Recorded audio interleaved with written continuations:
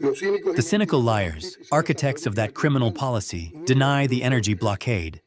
They do not speak of the executive order signed by the U.S. President on January 29, 2026, in which he threatens to penalize any nation that supplies fuel to Cuba. Cuba has received only one fuel tanker in the last 7 months. The economic and social implications of that collective punishment are humanly unbearable. The blockade, according to our calculations and those of international organizations, has cost Cuba a cumulative total of more than $150 billion. It is not an abstract figure. It is reflected in our entire daily life. The facts clearly show that their objectives seek to provoke social unrest, divide, and strike the Cuban people to their very core, in consultation with the people, without compromising independence, national sovereignty, or the social gains of the revolution. The 176 measures approved for economic and social transformation are fully consistent with the guidelines of the economic and social policy approved in 2011, since the 6th Congress of the party. As we have already stated, and I want to reaffirm once again categorically, the transformations are not being adopted to please the United States. They do not respond to any kind of demand arising from the limited process of talks we have carried out during this period.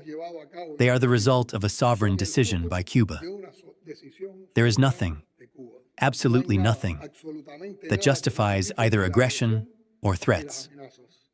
It is about constructing a pretext for military aggression against Cuba on the basis of the ridiculous and pathetic narrative that this small, underdeveloped island is a threat to the national security of the United States.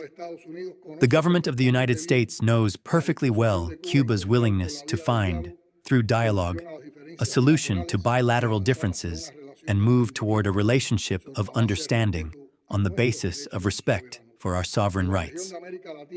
In the Latin American and Caribbean region, a palpable political shift toward the far right can be observed. The promising advances achieved in recent decades in defense of sovereign rights and in favor of regional integration and cooperation have given way to manifestations of subordination under pressure from U.S. imperialism. The propaganda pamphlet published by the State Department that declares Cuba the capital of 21st century communism is the most recent attempt to turn history upside down. In the face of these new plans, we again declare firmly that nothing will divert us from our committed vocation of solidarity, internationalism, and anti-imperialism.